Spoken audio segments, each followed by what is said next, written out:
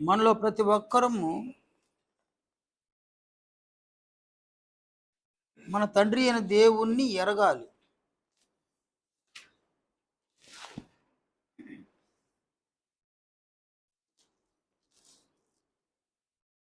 ఆయనను ఎరిగితే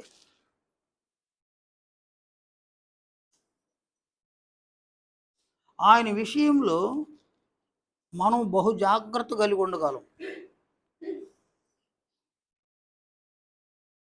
ఆయనను ఎరిగితే ఆయనను గౌరవించగలం. ఆయనను ఎరిగితే ఆయనను ప్రేమించగలం. ఆయనను ఎరగకపోతే ఏమాత్రము మనము ఆయన సముఖంలో జాగ్రత్తగా ఉండలేము. ఆయనను గౌరవించను లేము, ప్రేమించను లేము అన్నమాట.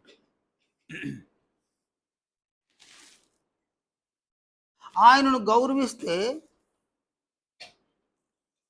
ఆయన తన కుమారుని ద్వారా ఇచ్చిన ఆజ్ఞలను మనం అనుసరిస్తాం.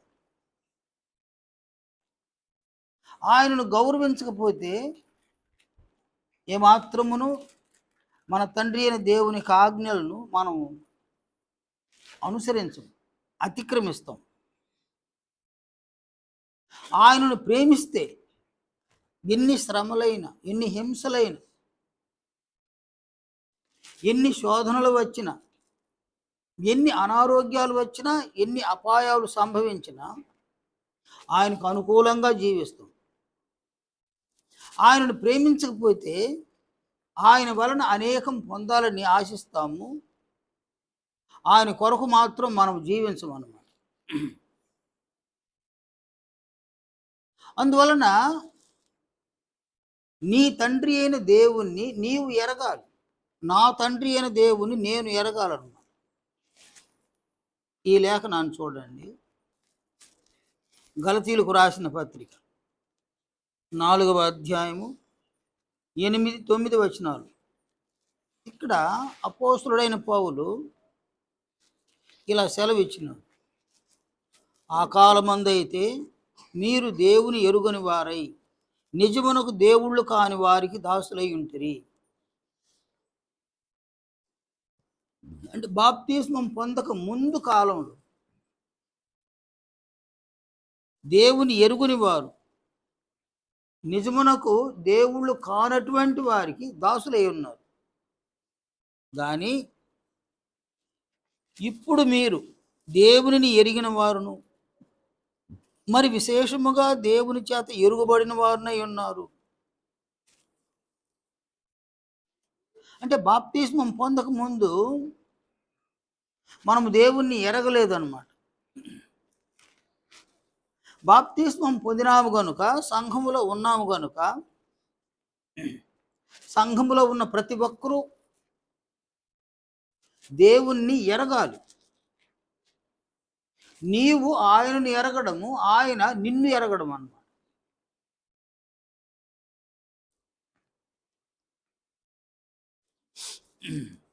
ఇక చూడండి, నీవు దేవుణ్ణి ఎరగడము, ఆయన నిన్ను ఎరగడం అన్నమాట.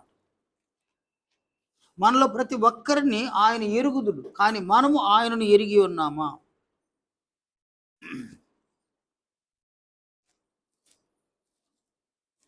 దేవుణ్ణి మనము ఎరగాలి. ఎరగడం అనగా మామూలుగా అయితే కాదు, క్రియల మూలముగా ఆయనను ఎరగడం అన్నమాట. తీతుకు రాసిన పత్రికలో అపోస్తులుడైన పౌలు సెలవిచ్చిన ఈ మాటలు చూడండి. 1వ అధ్యాయము 16వ వచనంలో, దేవుని ఎరుగుదుమని వారు చెప్పుకొందురు గాని అసహ్యులను, అవిధేయులను, ప్రతి సత్కార్యము విషయము భ్రష్టులనై ఉండి తమ క్రియల వలన ఆయనను ఎరుగమన్నట్టున్నారు. అంటే దేవుణ్ణి క్రియల ద్వారా ఎరుగగలం. అదే క్రియల ద్వారా మనం ఆయన ఎరగలేమన్నమాట. నీవు నీ తండ్రి అయిన దేవుణ్ణి క్రియల ద్వారా మాత్రమే ఎరగగలవు.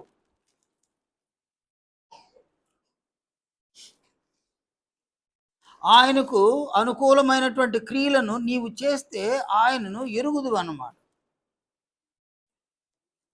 యోహాను సువార్త 17వ అధ్యాయంలో యేసు ప్రభు సెలవిచ్చిన ఈ మాటలు చూడండి. 4వ వచనంలో, చేయుటకు నీవు నాకిచ్చిన పని నేను సంపూర్ణముగా నెరవేర్చి భూమి మీద నిన్ను మహిమపరచితిని. అంటే ఆయన కార్యములు, దేవుని కార్యములను ఎవరు చేస్తారో వారు దేవునిని ఎరిగిన వారు అన్నమాట.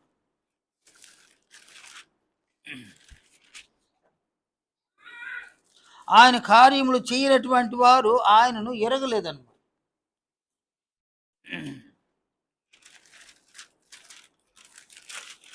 యోహాను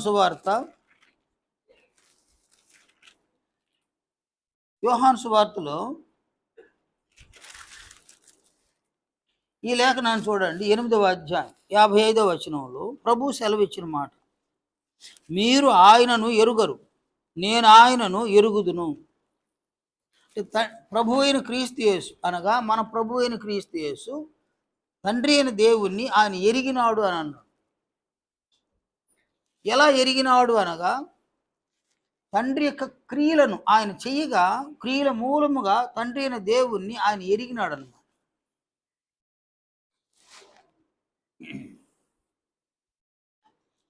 చూడండి, ఒక వ్యక్తికి మనం చేసే క్రియలను బట్టి ఆ వ్యక్తిని ఎరగతాం అన్నమాట.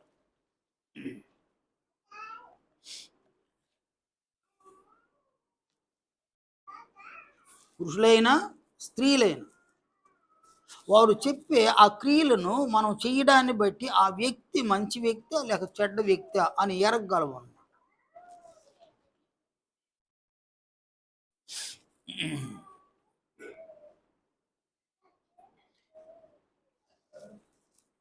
కుటుంబాలలో చూడండి, ఒక తండ్రి తన బిడ్డ దగ్గర డబ్బులు ఇచ్చి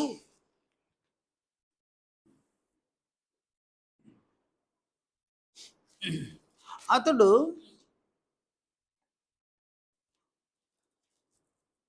భ్రాంతి తీసుకురమ్మని చెప్పినాడు. కుమారుడు వెళ్ళినాడు, ఆయనకి నచ్చిన బ్రాండ్ ఒకటి తీసుకొచ్చి ఆయనకి ఇచ్చినాడు. అది క్రియ. క్రియ అంటే ఏది? అది క్రియ అన్నమాట. ఆ క్రియ వలన తన తండ్రి మంచివాడా చెడ్డవాడా అనేది ఆ క్రియ వలన తెలుస్తుంది అన్నమాట.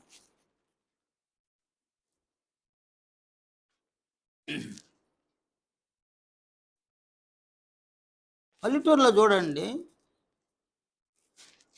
ఒక భర్త భార్య దగ్గర డబ్బులు ఇచ్చి ఓ బీడి కట్టదేమ్మంటాడు అన్నమాట. ఆమె వెళ్ళి బీడి కట్ట తీసుకొచ్చి భర్తకి వస్తుంది. అది క్రియ. ఆ క్రియ ద్వారా భర్త మంచివాడా చెడ్డవాడా, అంటే మంచి అలవాట్లు గలవాడా లేక చెడ్డ అలవాట్లు గలవాడా అనేది క్రియ ద్వారా తెలుస్తుంది.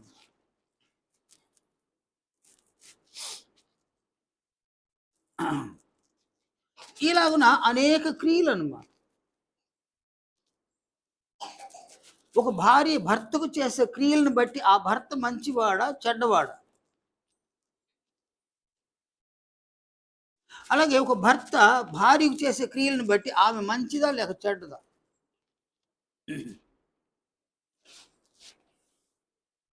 పిల్లల కొరకు తల్లిదండ్రులు క్రియలు చేస్తుంటారు. ఆ క్రియలను బట్టి పిల్లలు మంచివాళ్ళ చెడ్డవాళ్ళ. ఎవరికి మనం క్రియలను చేస్తున్నామో ఆ క్రియలను బట్టి ఆ వ్యక్తి, క్రియలను చేయించుకునేటువంటి వ్యక్తి మంచి వ్యక్తి లేక చెడ్డ వ్యక్తి అని మనం చూడగలం అన్నమాట, తెలుసుకోగలం అన్నమాట.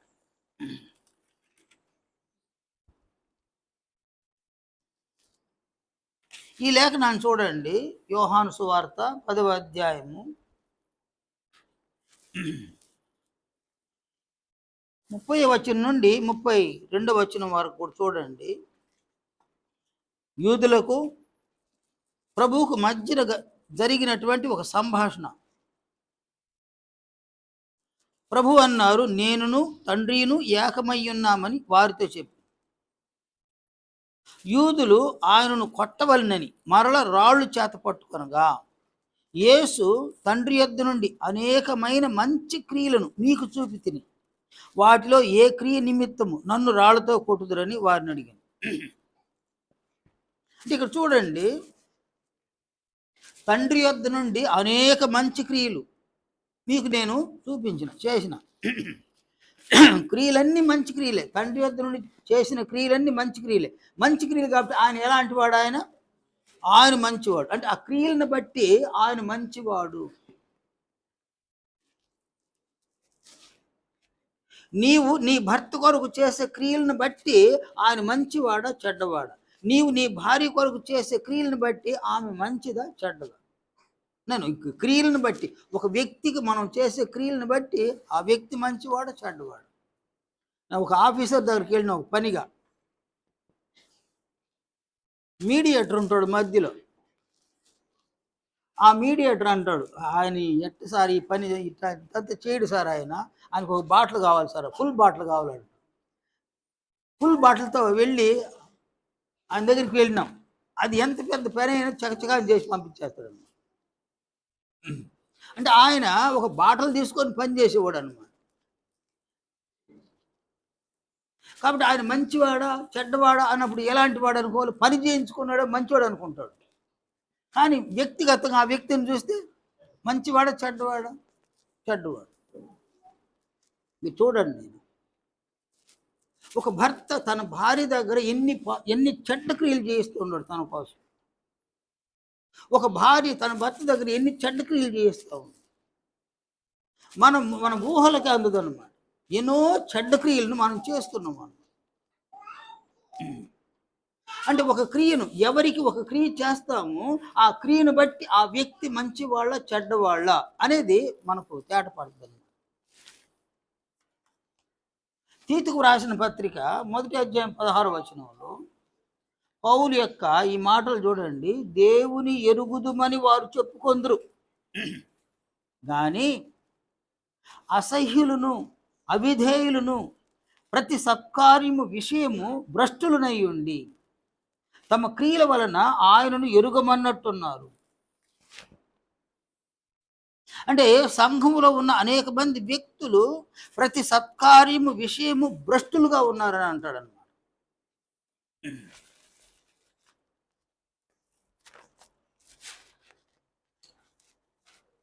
కాబట్టి ఇక్కడ దేవుణ్ణి ఎరగడం,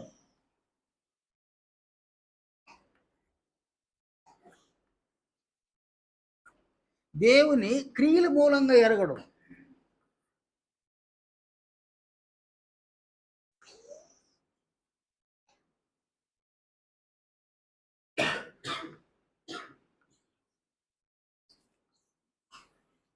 క్రియల మూలముగా ఎరగడం అన్నమాట.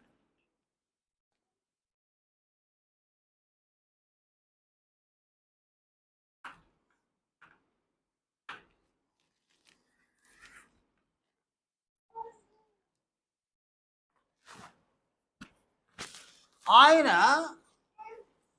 ఎలాంటి క్రియలు చెప్తున్నాడు? ఎలాంటి క్రియలను చేయమని చెప్తున్నాడు ఆయన?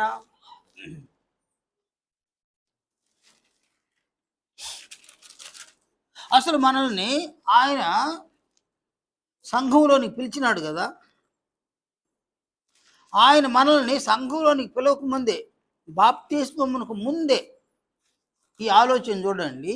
ఎఫెసీ 2వ అధ్యాయం 10వ వచనంలో పౌలు ఇలా సెలవు ఇచ్చినాడు. మరియు వాటి యందు మనము నడుచుకొనవలెనని దేవుడు ముందుగా సిద్ధపరిచిన సత్క్రియలు చేయుటకై మనము క్రీస్తు యేసునందు సృష్టింపబడిన వారమై ఆయన చేసిన పని అయి ఉన్నాము. ఈ లేఖనంలో తండ్రి అయిన దేవుడు ముందుగా సత్క్రియలను సిద్ధపరిచినాడు.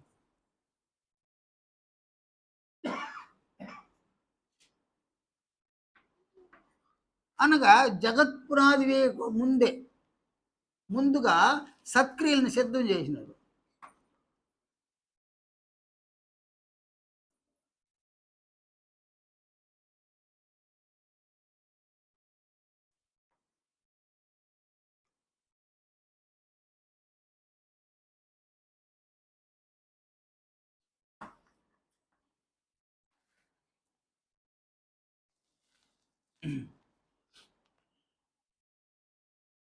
బాప్తిస్మం పొందినటువంటి వాళ్ళు సంఘంలోనికి ప్రవేశించిన తర్వాత దేవుడు ముందుగా సిద్ధపరిచిన ఆ సత్క్రియలను చేయడానికి ఆయన సంఘంలోనికి పిలిచినాడు.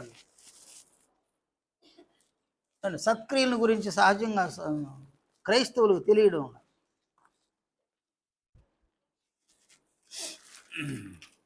ఈ లేఖనాన్ని చూడండి, తీతుకు రాసిన పత్రిక 2వ అధ్యాయం 14వ వచనం. ఈ లేఖనంలో ఆయన సమస్తమైన దుర్నీతి నుండి మనలను విమోచించి సత్క్రియలందు ఆసక్తి గల ప్రజలను తన కోసరము పవిత్రపరచుకొని తన సొత్తుగా చేసుకున్నటకు తను తానే మన కొరకు అర్పించుకొనిను. అంటే ఇక్కడ దేవుడేమో ముందుగా సత్క్రియ సిద్ధపరిచినాడు.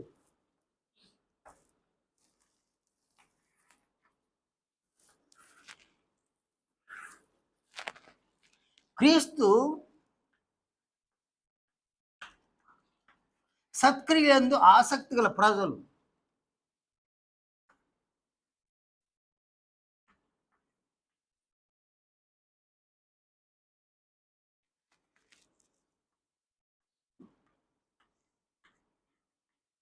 ఆసక్తి గల ప్రజలు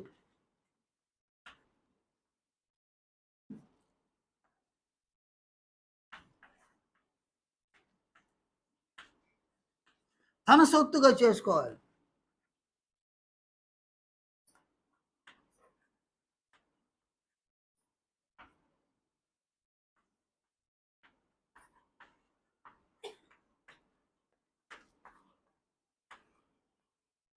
మన కొరకు ఆయన అర్పించుకున్నాడు, తన్ను అర్పించుకున్నాడు అన్నమాట.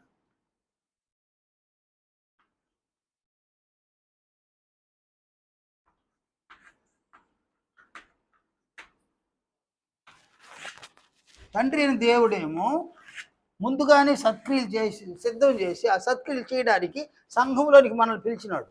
క్రీస్తు ఏమో సత్క్రియలు ఎందు ఆసక్తి గల ప్రజలను తన సొత్తుగా చేసుకోవడానికి తాను అర్పించుకున్నాడు. వారిద్దరి లక్ష్యాన్ని చూడండి.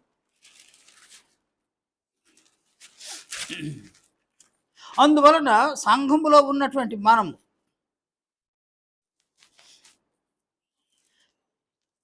తీతుకు రాసిన పత్రిక 3వ అధ్యాయము 2వ వచనం చూడండి. ప్రతి సత్కార్యము చేయుటకు సిద్ధపడి ఉండవలెను. కాబట్టి సంఘంలో ఉన్న మనము సత్క్రియలు చేయడానికి సిద్ధపాటు కలిగి ఉండాలి.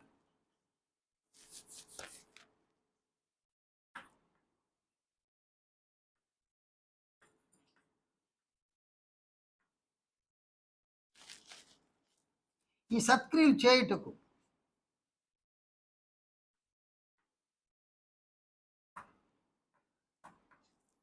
ఒక సిద్ధపాటును కలిగి ఉండాలన్నమాట.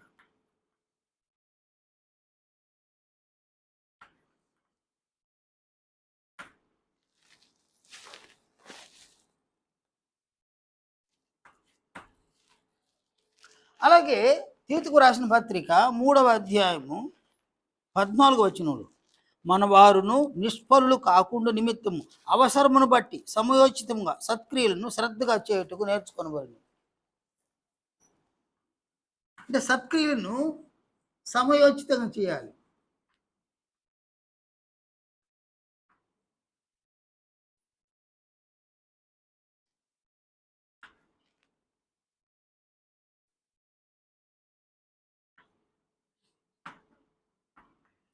నేర్చుకోవాలన్నమాట.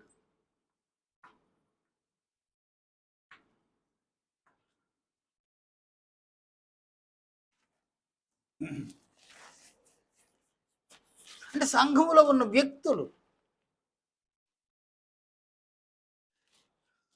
తండ్రి అయిన దేవుడేమో సంఘములోనికి నిన్ను నన్ను పిలవక ముందే, అంటే ముందుగానే జగత్పునాది వేయబడక మునిపే సత్క్రియలను మన కొరకు ఆయన సిద్ధం చేసినాడు. సంఘంలో సత్క్రియలు చేయాలి బాగు. అలాగే క్రీస్తు ఏం చేసినాడు? సత్క్రియల యందు ఆసక్తి గల ప్రజలను తన సొత్తుగా చేసుకుంటూ ఆయన తాను మన కొరకు అర్పించుకున్నాడు. అలాగే సంఘములోనికి ప్రవేశించినటువంటి మనము సత్క్రియలను చేయడానికి సిద్ధపాటు కలిగి ఉండాలి. సమయోచితంగా సత్క్రియలు చేయడానికి నేర్చేసుకోవాలి.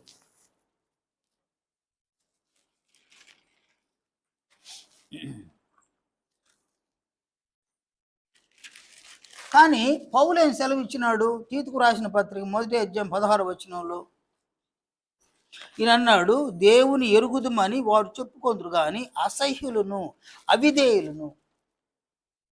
కాబట్టి సంఘంలో దేవునికి అసహ్యులు ఉన్నారు.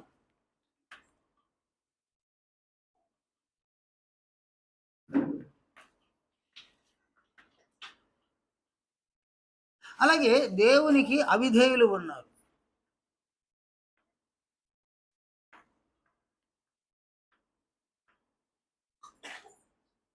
అంటే దేవునికి అసహ్యులు, దేవునికి అవిధేయులు అన్నమాట. ఎవరు వీరెవరు అని అంటే, వీరు ఎవరు అని అంటే అదేమన్నాడు? ప్రతి సత్కార్యము విషయము భ్రష్టులైన వారు. ప్రతి సత్కార్యము విషయంలో భ్రష్టులు.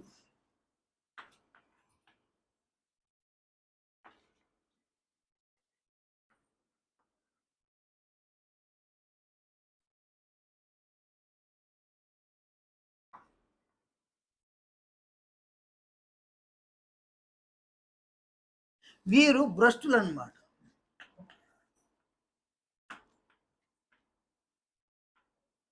అంటే దేవుడు వీరిని భ్రష్టులుగా చూస్తున్నాడు అన్నమాట.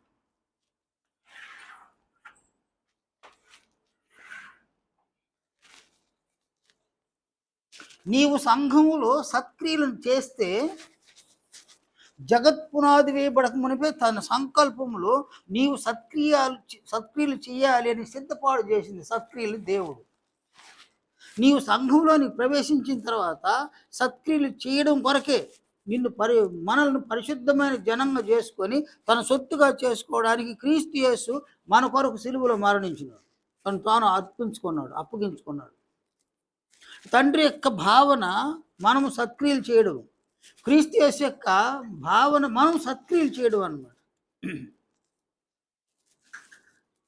వారిరువురు కూడా మనం సత్క్రియలు చేయడానికి సంఘంలోనికి మనల్ని పిలుచున్నారన్నమాట. సంఘంలోనికి పిలువబడినటువంటి వారు ఒకవేళ బోధకుడు సత్క్రియల గురించి చెప్పలేదా, సత్క్రియల గురించి బోధించలేదా, సత్క్రియలను గురించి ప్రస్తావించలేదా, వినేవారిది తప్పేం లేదన్నమాట. అసలు తప్పే లేదు. నేను కానీ నీ సంఘములో ఉన్న సేవకుడు సత్క్రియలను గురించి అనేక సార్లు నీకు చెప్తూ ఉన్నాడా? నీవు సత్క్రియలు చేయడానికి సిద్ధపాటైపోవాలి. సమయోచితంగా సత్క్రియలు చేయడానికి నేర్చేసుకోవాలన్నమాట. సత్క్రియలు చేయడం అనేది అది ఒక మంచి మనసు అన్నమాట. సత్క్రియలు చేయడం అనేది ఒక మంచి మనసు. అది క్రీస్తు యేసు యొక్క మనసు అన్నమాట. మనము క్రీస్తు యేసు యొక్క మనస్సును కలిగి ఉండాలి. ఫిలిప్పి 2 అధ్యాయం 5 వచనంలో క్రీస్తు యేసునకు కలిగిన ఈ మనస్సు మీరును కలిగి ఉండు అని అన్నాడు. అలాగనే కొరింథీయులకు రాసిన పత్రిక,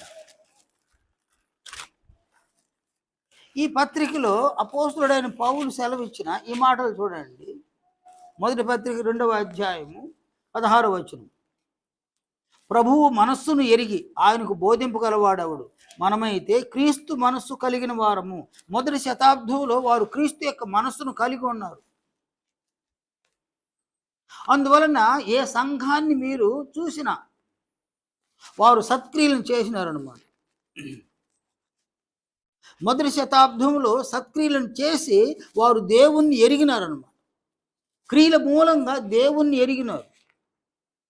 క్రియలు లేకుండా ఏ వ్యక్తి కూడా దేవుణ్ణి ఎరగలేరు అన్నమాట.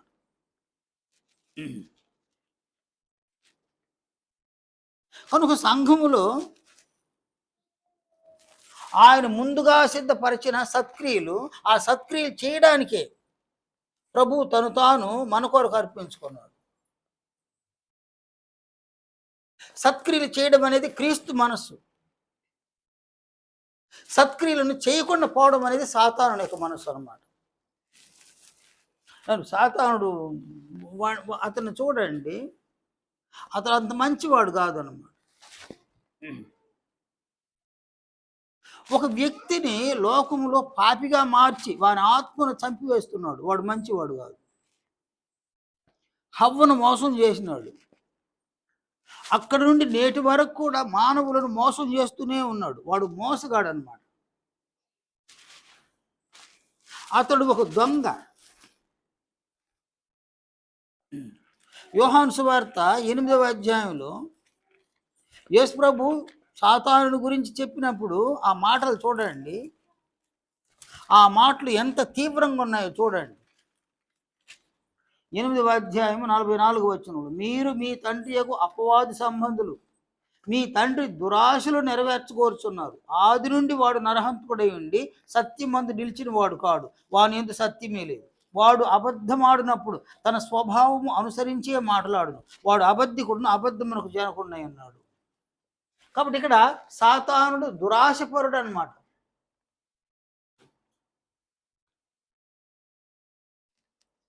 ఆ దురాశను సంఘములో ఉన్న వ్యక్తులలో కూడా వాడు కలుగు చేస్తాడు.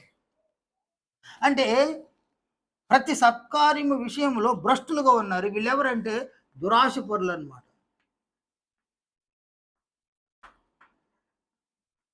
అంటే సాతానుని యొక్క స్వభావాన్ని కలిగిన వారు దురాశపరులు. ఈ భ్రష్టులుగా ఉన్న వాళ్ళు తమ సంపాదన,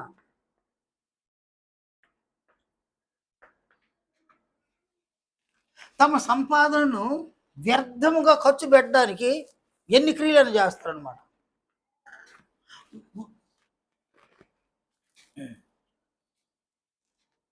ఒక వ్యక్తి త్రాగుతాడు.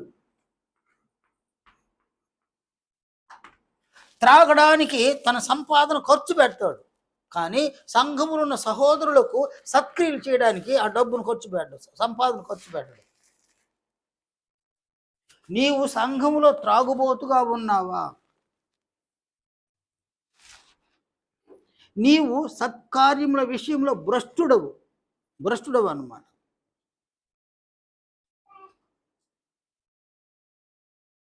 నీవు ఒక తిండిపోతుగా ఉన్నావా? నీ సంపాదన తినడానికి చాలేదా?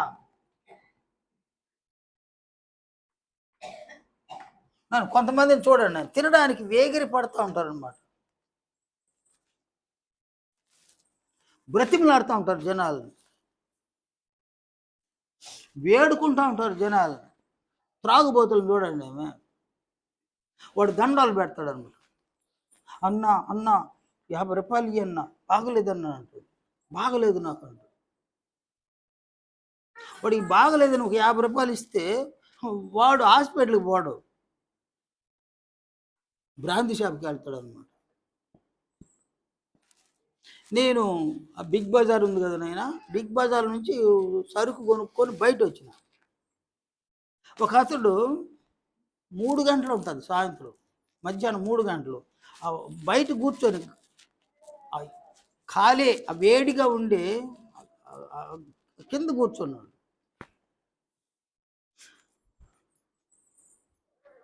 అతడు లోపల నుంచి నేను వచ్చేసరికి సార్ అని చేతులు చాచినాడు. చూస్తే బాగానే ఉన్నాడు, తెల్లటి షర్టు, తెల్లటి పంచ, బాగున్నాడు అన్నమాట. నేను ఆలోచన చేస్తుండే, ఇంత తెల్లటి వస్త్రాలు ధరించుకున్న వీడు అడుక్కుంటా ఉన్నాడంటే ఇది నమ్మబుద్ధి కాల.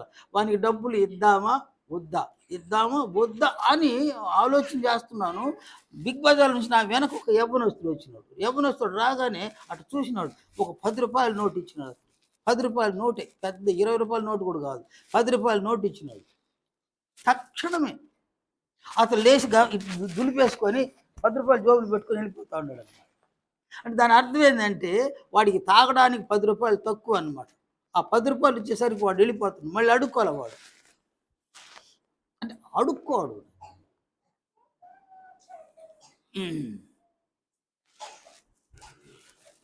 ఆహారానికి అడుక్కునే వాళ్ళు ఉండాలి, కేవలం అడుక్కోవడం కాదు, బ్రతిమలు అడుక్కునే వాళ్ళు ఉండాలి. మీరు చూడండి, యవ్వనస్తులను కూడా చూడండి, నేను త్రాగడానికి బ్రతిమలాడుతూ ఉంటారు, తినడానికి బ్రతిమలాడుతూ ఉంటారు అన్నమాట. ఏం కర్మ అనేది కూడా అర్థమే కాదు వాళ్ళకి, అసలు అర్థం కాదు. నేను ఒకనేది నేను మనం అడుక్కునేది, ఆహారానికి అడుక్కునేది, త్రాగడానికి అడుక్కునేది.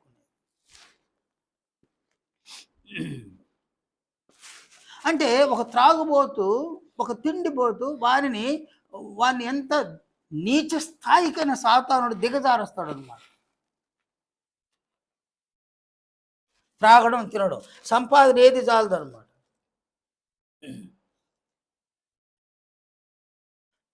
ఒకవేళ వ్యభిచారం మనం చేస్తే,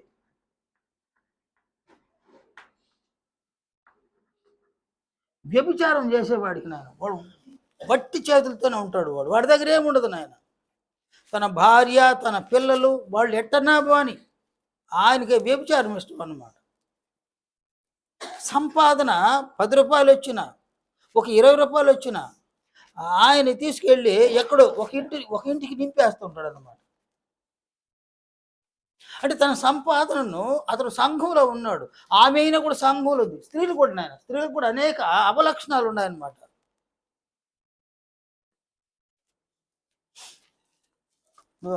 ఒక ఆదివారం వచ్చింది అనుకో నాయన, చందా వేయాలి ఈడ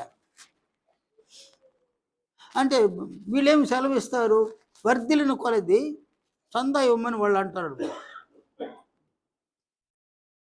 కానీ ఇక్కడ చందా ఇవ్వడానికి మనసే రాదనమాట. ఇక్కడ ఇచ్చే చందా డబ్బులు నా ఇంట్లో నా బిడ్డలు తింటే వాళ్ళు బాగుంటారు కదా, ఈ అభిప్రాయాలని కలిగించేది ఎవరేడా? వాడు కలిగిస్తాడు. ఎందుకంటే నువ్వు బాగుండకూడదు. నువ్వు ఇస్తే ఆయన ఇస్తాడు. ఇవ్వండి మీకు ఇవ్వబడి, అది ఆ వాగ్దానం అనమాట.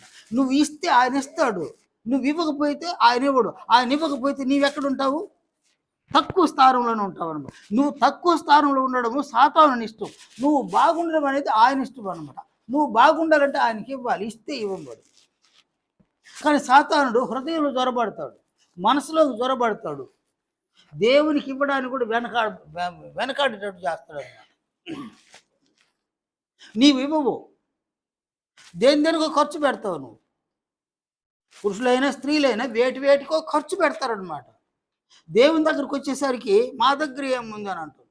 చాలా సంఘాలు ఉన్నాయన, మా దగ్గర ఏముంది, మా దగ్గర ఏమి లే, మా దగ్గర చివరి వరకు ఏమి లేకనే చచ్చిపోతారు. అసలు ఏమి ఉండదు వాళ్ళ దగ్గర, చివరి వరకు ఏమి లేకనే చచ్చిపోతారు.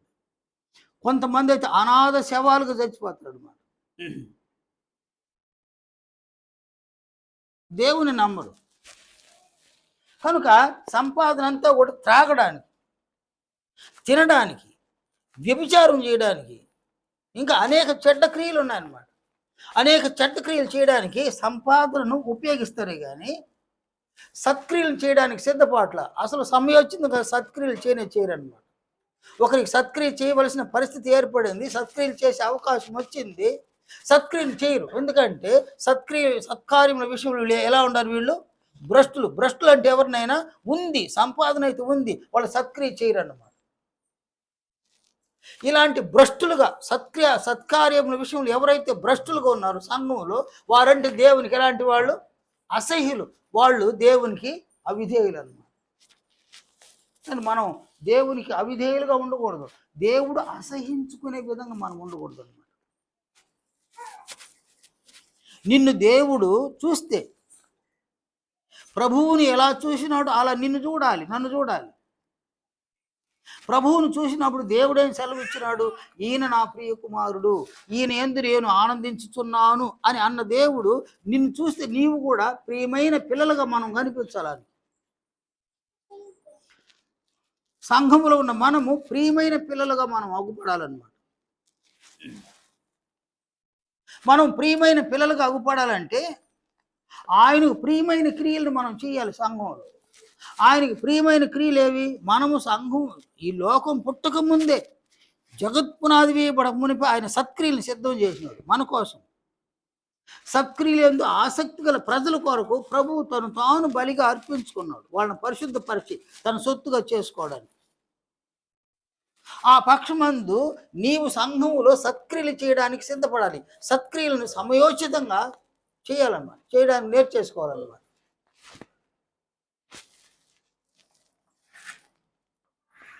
సిద్ధపడాలి, సమయోచితంగా నేర్చేసుకోవాలన్నమాట.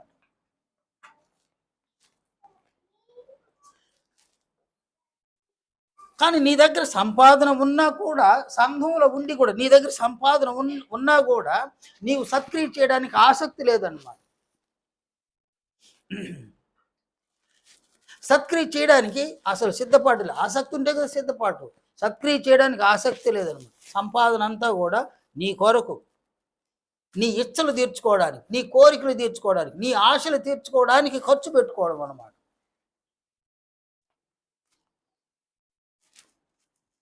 నీ కుటుంబంలో ఉన్న వారిని కూడా చూడున్నాయి. అది నీ ఆశలు, నీ కోరికలు, నీ ఇచ్చలు ఏ రూపంలో ఉన్నాయో తీర్చేసుకోవడం అన్నమాట. దాన్ని కుటుంబంలో ఉన్న వాళ్ళు ప్రశ్నిస్తే వారి మీద దాడి చేయడం అన్నమాట. కుటుంబంలో ఉన్నవారు ప్రశ్నిస్తే, నన్ను అడగతావా, నన్ను అడిగే అంతటి వాళ్ళ మీరు అన్నట్టుగా వాళ్ళ మీద దాడి చేయడం. ఇది అమానుషం అన్నమాట. అందువలన వారిని గురించి పౌలేమన్నాడంటే, ప్రతి సత్కార్యము విషయంలో భ్రష్టులు వీళ్ళు అని అన్నాడు అనమాట. ఈ భ్రష్టులైనటువంటి వారు దేవునికి అసహ్యులు, అవిధేయులు అన్నమాట. వీరు ఎప్పటికి కూడా దేవుని ఎరగరు అన్నమాట. దేవుని ఎరగరు అంటే క్రియల మూలముగా వీరు ఎరుగరు అన్నమాట.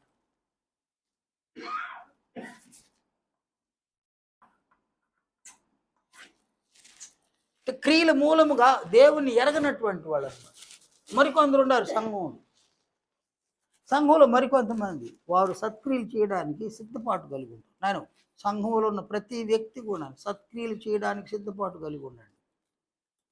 సత్క్రియను సమయోచితంగా చేయాలి.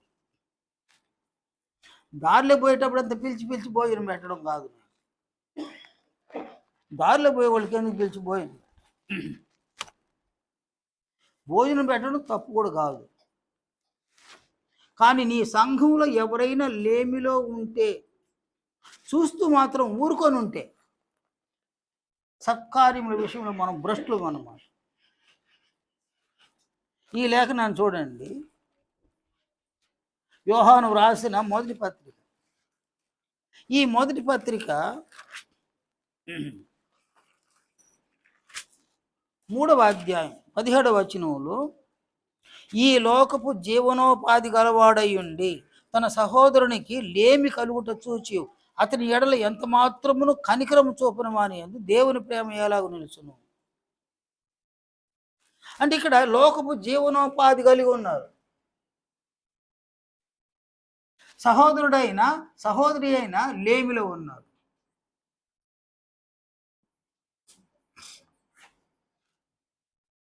చూడండి, లేమి అనగా నంబర్ 1 ఆహార లేమి,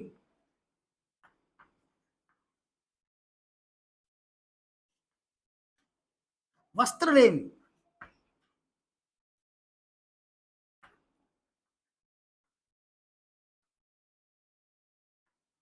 ఆరోగ్యలేమి.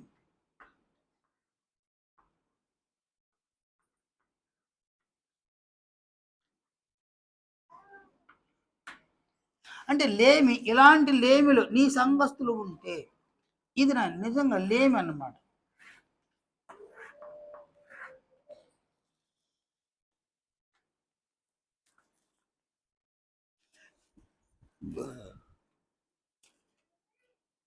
యాకోబు పత్రిక 2వ అధ్యాయము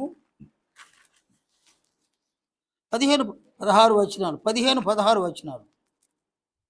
సహోదరుడైనను సహోదరి అయినను దిగంబరులై ఆనాటికి భోజనము లేక ఉన్నప్పుడు, అంటే దిగంబరత్వము, భోజనము లేని పరిస్థితి అనమాట, లేమిలో ఉండడం అన్నమాట. మత్తయి సువార్త 25వ అధ్యాయం 25వ అధ్యాయంలో 34వ వచనాన్ని చూడండి. అప్పుడు రాజు తన కుడివైపున ఉన్న వారిని చూచి, నా తండ్రి చేత ఆశీర్వదింపబడిన వారులారా రండి, లోకము పుట్టినది మొదలుకొని మీ కొరకు సిద్ధపరచబడిన రాజ్యమును స్వతంత్రించుకొనుడి. నేను ఆకలి గొంటిని, మీరు నాకు భోజనం పెట్టితిరి, దప్పిగొంటిని, నాకు దాహం ఇచ్చితిరి, పరదేశినై ఉంటిని, నన్ను చేర్చుకొంటిరి, దిగంబరినై ఉంటిని, నాకు బట్టలు ఇచ్చితిరి, రోగినై ఉంటిని, నన్ను చూడవచ్చితిరి, చెరసాలలో ఉంటిని, నా యొద్దకు వచ్చితిరి అని చెప్పును. మత్తయి 25, 35, 36 వచనాలు. కాబట్టి ఇక్కడ మత్తయి 25, 35, 36 వచనాలు.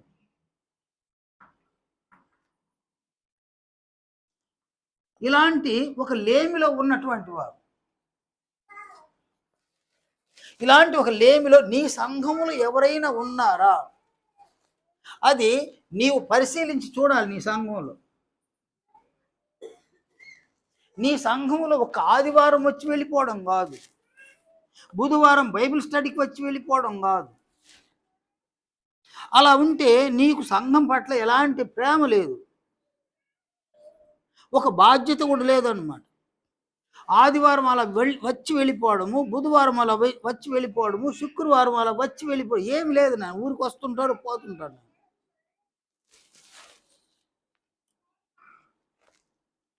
ఊరికి రావడము పోవడం అన్నమాట. కానీ అలా కాదు, కానీ అది రావడం పోవడం మంచిదే.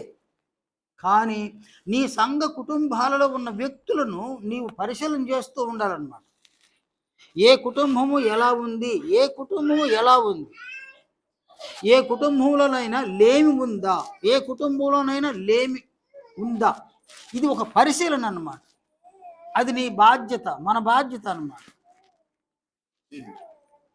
సంఘ కుటుంబాలలో ఏ కుటుంబంలోనైనా లేమి గన ఉంటే, ఎలాంటి లేమి, ఆహార లేమ, వస్త్రలేమ, ఆరోగ్యలేమ, ఏ లేమిలో ఉన్నారు వాళ్ళు. కాబట్టి ఆ లేమిలో నేను సత్క్రియ చేయగలిగే అవకాశమును దేవుడు నాకు ఇచ్చున్నాడు. నీ సంఘములో ఏ కుటుంబంలోనైనా లేమి కలిగి ఉంటే నీవు సత్క్రియను చేసే అవకాశాన్ని దేవుడు నీకు అనుగ్రహించి ఉన్నాడు అన్నమాట, నాకు అనుగ్రహించి ఉన్నాడు. సత్క్రియ చేయడం అనేది గొప్ప భాగ్యం. నేను సత్క్రియ చేయడం వలన క్రీస్తు యొక్క మహిమను పొందగలము, క్రీస్తులో ఉన్న జీవాన్ని పొందగలము అన్నమాట. సత్క్రియ చేయడం అనేది క్రీస్తు మనస్సు. సత్క్రియ చేయడం అనేది దేవునికి ప్రియమైన క్రియ అన్నమాట. అది దేవునికి ప్రియమైన క్రియ. అలాంటి ప్రియమైన క్రియను నీవు గనక సమూహంలో చేస్తే, ఏ కుటుంబంలో లేముందో, ఏ విషయంలో లేమిలో ఉన్నారో ఆ లేమిలో వారిని నీవు పరామర్శించడం లేక సత్క్రియను చేయడం చేస్తే అది ప్రియమైన క్రియ. ఆ క్రియను ఆయన చూస్తాడు. ఆ క్రియ ద్వారా ఆయన ఎరగలుగుతావు. ఆయన మంచివాడు, నా తండ్రి మంచివాడు, అందువల్ల నేను ఈ మంచి క్రియ చేసిన. ఇక్కడ చూడండి, నేను ఒకడు త్రాగినాడు, వాడి డబ్బే, వాడి ధనము, వాడి బలము, వాడి సమయం, వాడి పని చేసుకొని సంపాదించి వాడు తాగినాడు. అది ఒక క్రియ. ఆ క్రియను వాడు చేసినట్టు వాడు చెడ్డవాడు అనేది రుజువు అన్నమాట. క్రియే వాడు చెడ్డవాడు. డబ్బు వాడిదే. డబ్బు ఎవరిది? మనం ఇచ్చింది కాదు. మన జోబిలో డబ్బు ఇచ్చి వాడు పోయి తాగేస్తే అది అబ్బా, అది వాడు మంచివాడు కాదబ్బా, ఇది వేరే కాదు. కానీ వాడి డబ్బే, వాడి సంపాదనే, వాడు తాగినాడు. కానీ వాడు చేసిన ఆ క్రియ వాడు చెడ్డ వ్యక్తి అన్నమాట. వాడు దేవుణ్ణి ఎరగదు. దేవుణ్ణి ఎరిగితే ఆయనకు విరుద్ధమైన క్రియను వాడు చేయడు అన్నమాట. ఒక బిడ్డ తండ్రిని ఎరిగితే తండ్రికి విరుద్ధమైన క్రియ చేసి తండ్రిని బాధ పెట్టడం అన్నమాట. బిడ్డలను చూడండి, ఆయన తండ్రి మీద నిజముగా ప్రేమ ఉంటే ఆ తండ్రి నొచ్చుకునే విధంగా, తండ్రి బాధపడే విధంగా ఏ క్రియను ఆ బిడ్డ చేయలేరన్నమాట. తండ్రి ప్రేమను ఎరగనటువంటి బిడ్డలు చెడ్డ క్రియలు చేస్తారు. ఆ చెడ్డ క్రియ చేయడం వల్ల తండ్రిని ఎరగరన్నమాట. వాడు తాము చెడ్డవారు అవుతారు, తండ్రిని ఎరగరన్నమాట. అలాగే ఒక క్రియలో దేవుణ్ణి ఎరగగలము, క్రియ వలనే దేవుని ఎరగలేము అన్నమాట. నీవు చేసే క్రియ నీ తండ్రి అయిన దేవుడు మంచివాడు అనడానికి రుజువు. నీవు చేసే చెడ్డ క్రియ నీ తండ్రిని నీవు అవమానపరుస్తున్నావు అనడానికి రుజువు అన్నమాట. ఒక సత్క్రియ చేసినావు నన్ను సంఘంలో, నీ తండ్రి అయిన దేవుడు ఎలాంటి వాడు? మంచివాడు అనడానికి నువ్వు చేసిన సత్క్రియ రుజువు అయితే, నువ్వు ఒక చెడ్డ క్రియ చేసినావు. ఆ చెడ్డ క్రియ ఎలాంటి రుజువు అది? తండ్రి చెడ్డోడు కాదు, మళ్ళీ ఆయనకు అవమానాన్ని కలిగించే రుజువు అన్నమాట. తండ్రికి అవమానాన్ని కలిగిస్తున్నాడు క్రియల వల్ల, అది ఒక రుజువు అన్నమాట. కనుక సంఘంలో ఎంతమంది ఆయనకి ఇష్టం లేని క్రియలను చేసి ఆయనకు అవమానాన్ని కలిగిస్తున్నాం, అపకీర్తిని కలిగిస్తున్నాం. అలాంటి వాళ్ళు ఎవరైనా సంఘంలోంటి వాళ్ళని ఆయన ఎలా చూస్తున్నాడు? సత్కార్యముల విషయంలో ఎలాంటి వాళ్ళు ఆయన భ్రష్టులు అనమాట. సత్కార్యముల విషయంలో భ్రష్టులు అనమాట. ఈ భ్రష్టులు ఆయన దృష్టిలో ఎలా అగుపడతా ఉన్నారు? అసహ్యులు, అవిధేయులు అనమాట. అంటే సంఘంలో నిన్ను ఆయన అసహించుకోవాలి. ఆయన నిన్ను అసహించుకుంటే పరిస్థితి ఎట్లా? ఒక తండ్రి బిడ్డను అసహించుకుంటే, మీరు చూడండి, చిన్న పిల్లలు ఉంటారు కదా నాయన, మాటలు వచ్చిన పిల్లలు, బుడి నడకలు నడిచే పిల్లలు ఉంటారు కదా నాయన, మాటలు బాగా వచ్చినాయి అన్నమాట. మాట సందర్భాల్లో ఆ బిడ్డను చూసి, నువ్వు మా బిడ్డ కాదు, నేను తీసుకొచ్చి మేము సాకున్నాము, మా ఇంట్లో వద్దు, నువ్వు వెళ్ళిపోంటే ఏం చేస్తాను నేను? బిడ్డలు నన్ను ప్రాక్టికల్గా ఏం చేస్తారు వాళ్ళు? ఉత్తి ఏడవడమేనా? ఉత్తి ఏడుస్తారన్నా. నువ్వు మా బిడ్డ కదా అని తోసేస్తే ఏం చేస్తారు నేను? మళ్ళీ వచ్చి పైన పడతారన్న. తోసేస్తాను, మళ్ళీ వచ్చి పైన పడతాను, తోసేస్తాను, మళ్ళీ వచ్చి పైన పడతాను. అంటే దాని అర్థమైంది నాయన, నేను మీ బిడ్డనో కాదో నాకు తెలియదు, మీరు తప్పితే నాకు ఎవరు ఉండాలి అన్న భావన అనమాట. నేను మీ బిడ్డ కాదు, మీరు చెప్పేది నిజమో అబద్ధమో నాకు తెలియదు, మీరు నన్ను కన్నారో లేక పెంచుకున్నారో నాకు తెలియదు, కానీ ప్రస్తుతం అయితే నన్ను మీరు తోసేస్తే నాకు దిక్కు ఎవరు? మీరే కదా నాకు దిక్కు, మీరే కదా నా దిక్కు అనేసి పైన వచ్చి పడుతుంటారు. సేమ్ అదేవిధంగా ఆయనకి విరోధమైన క్రియను మనం చేసేస్తే మన పరిస్థితి ఏంది? ఆయన మనల్ని అసహించుకుంటే మన పరిస్థితి ఏంది? ఒక బిడ్డ చేసే చెడ్డ క్రియను బట్టి ఒక తల్లిదండ్రులు అసహించుకుంటే ఆ బిడ్డ పరిస్థితి ఏంది? ఎలా ఫీల్ అవుతారు ఆ బిడ్డలు? తండ్రి అయిన దేవుడు మనల్ని అసహించుకుంటే మన పరిస్థితి ఏంది అసలు? అందువలన సంఘములో నీ తండ్రి అయిన దేవుడు నిన్ను అసహించుకోకుండా ఉండడానికి నీవు బహు జాగ్రత్త పడాలి. నేను బలముందని, సంపాదన ఉండదని కదా, నేను అన్నీ చేయగలను, అన్నీ చేయకూడదు నాయన. ఎందుకంటే ఆయన అసహించుకుంటే నీ బలం ఎంత, నీ సంపాదన ఎంత? తిరిగి చూస్తే ఏమి ఉండదు నాయన. బలం హరించిపోతుంది, సంపాదన ఉండదన్నమాట. తర్వాత నీ పరిస్థితి ఏంది? నీ పరిస్థితి, నా పరిస్థితి ఏంది? అందువలన సంఘములో ఉన్న వ్యక్తులు, నేను కొంచెం సముదాయించండి. కనుక సంఘంలో ఉన్న వ్యక్తులు దేవుని యొక్క దృష్టిలో, దేవుని దృష్టిలో నువ్వు భ్రష్టుడు కాకూడదు, భ్రష్టురాలు కాకూడదు అన్నమాట. అలా కాకూడదు అంటే నీ సంపాదన వ్యర్థమైన వాటి కొరకు ఖర్చు పెట్టకూడదు.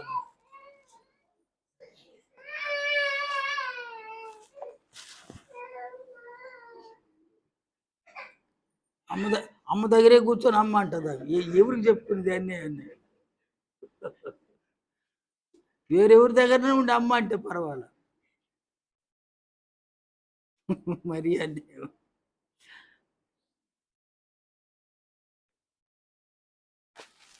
నీ సంపాదనను నీకు ఇష్టం వచ్చిన విధంగా ఖర్చు పెట్టేసి ఆయన దృష్టిలో నీవు సత్కార్యముల విషయంలో భ్రష్టురాలు అయితే నీకేం మేలు? ఆయనకి అసహ్యురాలుగా మారిపోతారనమాట, ఆయనకి అవిధేయులుగా మారిపోతారనమాట. అందువలన ఆయన్ను మరణించేంత వరకు ఎరగమన్నమాట, మరణించేంత వరకు ఎరగమన్నమాట. కానీ నీవు నీ తండ్రి అయిన దేవుడు ఈ లోకాన్ని సృష్టించక ముందే ఆయన సంకల్పంలో నిన్ను ఎరిగినాడు, నిన్ను ఏర్పరచుకున్నాడు, నిన్ను నిర్ణయించినాడు, నిన్ను సువార్త ద్వారా పిలవాలనుకున్నాడు. అంతకు ముందే సత్క్రియలను సిద్ధం చేసినాడు ఆయన సంఘంలో. ఆ సత్క్రియలను చేసేటువంటి ఆసక్తి గల ప్రజలను తన సొత్తుగా చేసుకోవడానికి క్రీస్తు తను తాను అర్పించుకున్నాడు. వారు ఎవరైతే సత్క్రియలు చేయాలని ఆయన ఏర్పరచుకొని ఎరిగినాడో, ఎవరికైతే సత్క్రియలు ఏందో ఆసక్తి గల ప్రజలైతే ఉన్నారో వారిని తండ్రి అయిన దేవుడు సంఘంలోనికి పిలిచినాడు అనమాట. సంఘంలోనికి వచ్చిన తర్వాత సత్క్రియలు చేయడానికి సిద్ధపాటు కలిగి ఉండాలి. సమయోచితంగా సత్క్రియలు చేయాలి. సమయోచితంగా సత్క్రియలు చేయాలన్నమాట. సత్క్రియలు అనగా మత్తయి సువార్త 25వ అధ్యాయం 35 నుంచి 36 వచనం. యోహాను రాసిన మొదటి పత్రిక 3వ అధ్యాయం 17వ వచనం. యాకోబు పత్రిక 2వ అధ్యాయం 15-16 వచనం. సంఘములో ఎవరైనా ఆహారలేమి, వస్త్రలేమి, ఆరోగ్యలేమిని కలిగి ఉన్నప్పుడు అక్కడ సత్క్రియను చేసేటువంటి అవకాశాన్ని దేవుడు మనకి ఇస్తున్నాడు అన్నమాట. కనుక సంఘములో ఉన్నవారు సత్క్రియలను చేస్తే దేవునికి ప్రియమైన పిల్లలు. అలా కాకుండా సంఘంలో దుష్క్రియలను చేస్తే వాళ్ళు భ్రష్టులు, దేవునికి అసహ్యులు, అవిధేయులు. మీరు ఎవరైనా దేవునికి అసహ్యులుగా ఉండాలని ఆశ కలిగి ఉండారు, ఎవరైనా చేయలేకపోయినా, మీరు ఎవరైనా దేవునికి అసహ్యులుగా ఇక్కడ ఉండేవాళ్ళు మేమేమనుకోలేబ్బా, మేమేమనుకో, నేనైతే ఏమనుకోను. నేను మనసులో నీవు దేవునికి అసహ్యమైన క్రియలు చేస్తా ఉన్నప్పుడు ఇప్పుడు చేయలేపడానికి అవమానంగా ఫీల్ అవ్వబాకండి. నేను అసహ్యుడుగా ఉండడానికి, అసహ్యురాలుగా ఉండడానికి ఇష్టపడి ఎవరైనా చేతులు లేకుండా, కానీ ఇక్కడ అవమానం అనమాట. అట్లా లేపితే మిగతా వాళ్ళు ఏమన్నా అనుకుంటారు, ఏమన్నా అవమానం. ఎవరిని ఏమన్నా అనుకోని చెడ్డ క్రియ చేసినప్పుడు ఎవరైనా అనుకుంటారని చేస్తాం మనమా. ఒక చెడ్డ క్రియ చేసి వాళ్ళు ఏమని అనుకుంటారు, వీళ్ళు ఏమని అనుకుంటారని చేస్తారు, చేసేస్తాం అనమాట. చేసేసిన తర్వాత అడిగితే బుకాయిస్తాం అనమాట. నేను చేయలేదు. మీరెవరైనా దేవునికి అసహ్యులుగా ఉండాలన్న ఆశ ఎవరికైనా ఉందా? ఉంటే చేతులు లేకపోతే. మీరెవరైనా దేవునికి అవిధేయులుగా ఉండాలన్న ఆశ ఉంటే చేయలేకపోతే వాణి. మీరెవరైనా దేవునికి భ్రష్టులుగా కనబడాలని ఉందా? అలా ఉన్న వాళ్ళు కూడా చేయలేకపోవచ్చు. ఇవేమి ఉండకుండా ఉండాలి అని అంటే ఏం చేయాలి? మనం సంఘంలో సత్క్రియ చేయాలి. సత్క్రియను ఎవరికి చేయాలి? మనము లేమిలో ఉన్న వారికి చేయాలి. నీ సంఘములో ఎవరైనా లేమిలో ఉన్నారో వెతుక్కోవాలన్నమాట. వెతకుడి మీకు దొరకదు, వెతికితే మీకు దొరుకుతారు. ఎవరు లేమిలో ఉన్నారో వారికి సత్క్రియను నీ సామర్థ్యాన్ని బట్టి సత్క్రియం చేస్తే నీవు దేవునికి ఎలాంటి బిడ్డగా అనిపిస్తావు? నాయనా ప్రియమైన బిడ్డగా అనిపిస్తావు. ఈ క్రియలో ఆయన ఏం చేయొచ్చు? మనము ఎరగవచ్చు. నీవు చేసే మంచి క్రియను బట్టి నా తండ్రి మంచివాడు అని ఎరగవచ్చు. నీవు చేసే చెడ్డ క్రియను బట్టి నీ తండ్రికి అవమానాన్ని కలుగు చేస్తావు. ఇంకో సౌండ్ వచ్చేసింది. నేను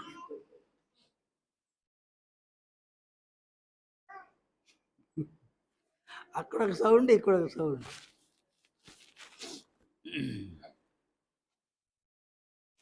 అందువలన సంఘములో ఉన్న మనం ఏమాత్రమును నీ తండ్రి యొక్క దృష్టికి అసహ్యంగా నీవు ఉండకూడదు. నీ తండ్రికి అవిధేయతను కలిగి ఉండకూడదు. అసలు నీ తండ్రి నిన్ను చూసేటప్పటికి నీవు భ్రష్టురాలుగా ఆయన కగుపడకూడదు.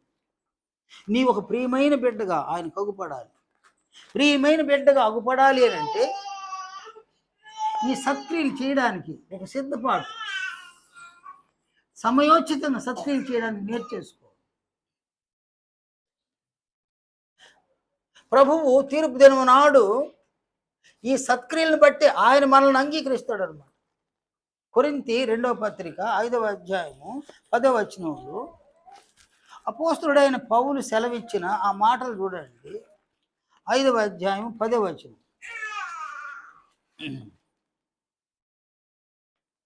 ఎందుకనగా తాను జరిగించిన క్రియల చొప్పున అవి మంచివైనను సరే చెడ్డవైనను సరే దేహముతో జరిగించిన వాటి ఫలమును ప్రతివాడును పొందినట్లు మనమందరము క్రీస్తు న్యాయపీఠం ఎదుట ప్రత్యక్షం కావలేను. ప్రభు వచ్చినప్పుడు ఆయన న్యాయపీఠం ఎదుట మనం ప్రత్యక్షమవుతాం. అక్కడ మన శరీరంతో ఏ క్రియలను చేసినామో, మంచి క్రియలు చేసినామా చెడ్డ క్రియలు చేసినామా, మంచి క్రియలు ఏమైనా? ఏవి మంచి క్రియలు? ఇవి మంచి క్రియలు. ఇవి ఇవి ఏం క్రియలు? ఇవి చెడ్డ క్రియలు. ఇవి చెడ్డ క్రియలు. ఇవి ఇవి మంచి క్రియలు అన్నమాట.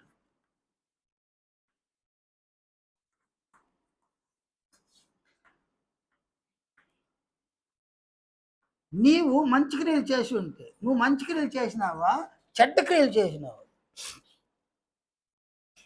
నీవు చెడ్డ క్రియలు చేసి ఉంటే లెఫ్ట్ సైడ్లో ఉంటావు, మంచి క్రియలు చేస్తే రైట్ సైడ్లో ఉంటావు. ప్రతి వాడును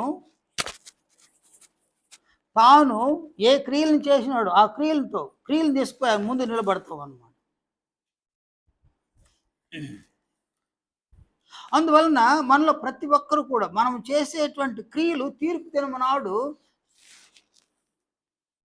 మనం పరలోకమా లేక నరకమా అనేది డిసైడ్ చేస్తుంది అనమాట. మన క్రియలే డిసైడ్ చేస్తాయి. నీవు పరలోకం వెళ్ళాలి అని అనుకున్నా నీవు చేసే క్రియలు చెడ్డ క్రియలైతే, దుష్క్రియలైతే ఏమాత్రము నీవు పరలోకం వెళ్ళే అవకాశం లేదు.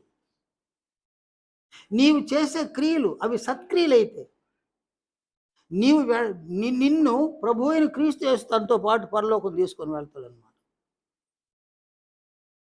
పరలోకం వెళ్ళడము వెళ్ళకపోవడము దాన్ని అలా పక్కనుంచితే, నా తండ్రికి నేను ప్రియమైన బిడ్డగా ఉండాలి,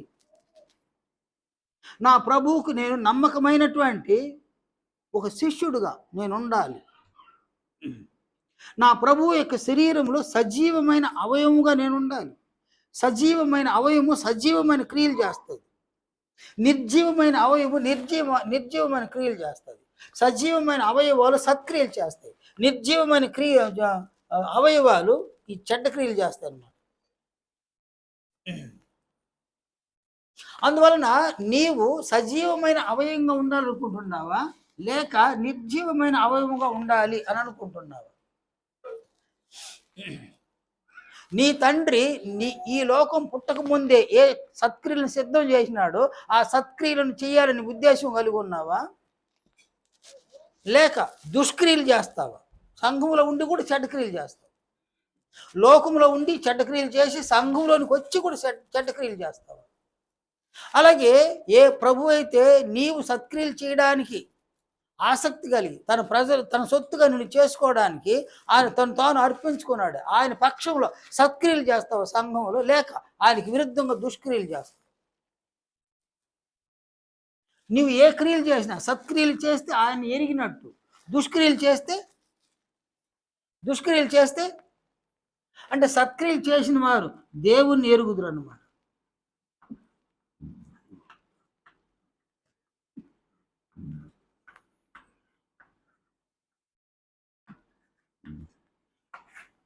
నీవు సత్క్రియలను చేస్తే దేవుణ్ణి ఎరిగినావు. క్రియల మూలంగా దేవుణ్ణి ఎరగడం.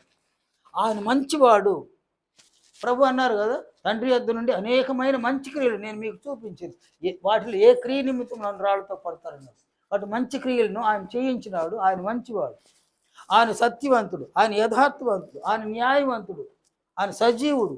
ప్రభు క్రియల ద్వారా దేవుణ్ణి ఒక మంచి వ్యక్తిగా ప్రభువు చూపించినాడు అన్నమాట. సంఘంలోనికి ప్రవేశించిన మనం క్రియల ద్వారా క్రీస్తు ఎవరిని, దేవుణ్ణి ఎలా మంచి వ్యక్తిగా చూపించినాడు లోకానికి, అలాగే సంఘంలో మనము సత్క్రియలు చేసి మన తండ్రి అయిన దేవుడు మంచివాడని లోకానికి మనం చూపించాడు అనమాట. అలా కాకుండా చెడ్డ క్రియలు దుష్క్రియలను మనం చేస్తే నీ తండ్రికి అవమానాన్ని కలిగించు. అందువల్ల నీ తండ్రికి అసహ్యుడు అనమాట. నీ తండ్రికి నీవు అసహ్యుడుగా మారుతావు అన్నమాట. కాబట్టి మనము అసహ్యులుగా ఉందామా, ప్రియమైన పిల్లలుగా ఉందామా తండ్రి అయిన దేవునికి?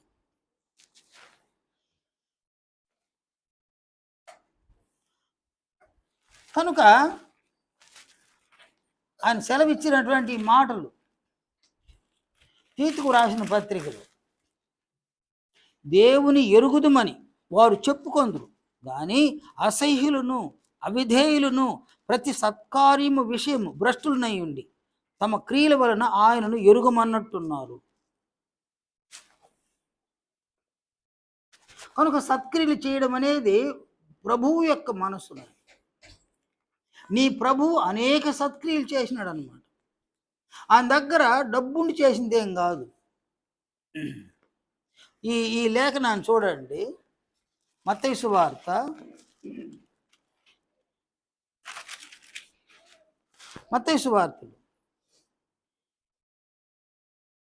8వ అధ్యాయం 18వ వచనం నుండి 20వ వచనం వరకు ప్రభువు అక్కడ చెప్పిన మాటలు చూడండి. యేసు తన యొద్దన్న జనసమూహమును చూచి అద్దరికి వెళ్ళవలనని ఆజ్ఞాపించాను. అంతటా ఒక శాస్త్రి వచ్చి, బోధకుడా, నీవెక్కడికి వెళ్ళినను నీ వెంట వచ్చిదురని ఆయనతో చెప్పి. అందుకు యేసు, నక్కలకు బొరియలను ఆకాశ పక్షులకు నివాసములను కలవు, గాని మనుష్య కుమారునికి తలవాల్చుకోవటానికైనను స్థలము లేదని అతనితో చెప్పి. ప్రభువు ఏం చెప్పినాడు ఆయన? ఆయనకి ఇల్లుందా? లేదు. మనకి ఇల్లుందా? లేదా? ఉంది.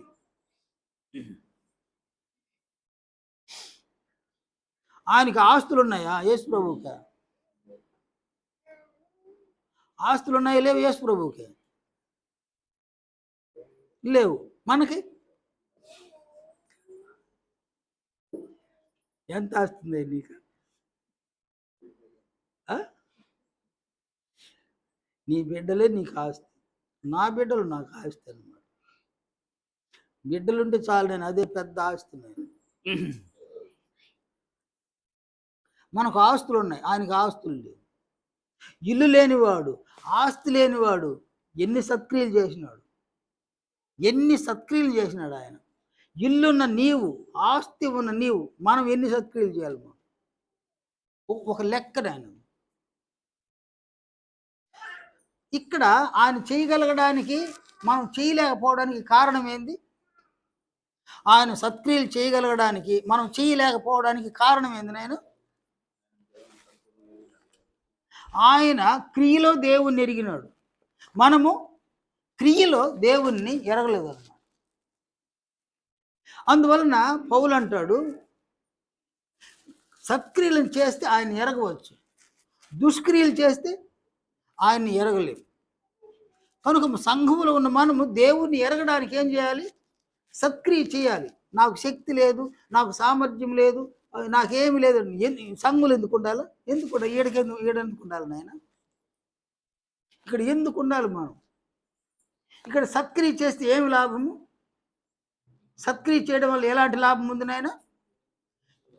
క్రీస్తు మహిమను మనం పొందగలం, క్రీస్తులో ఉన్న జీవాన్ని మనం పొందగలం. అదే కదా మనం చూస్తుండేది. యోహాను సువార్త 17వ అధ్యాయం,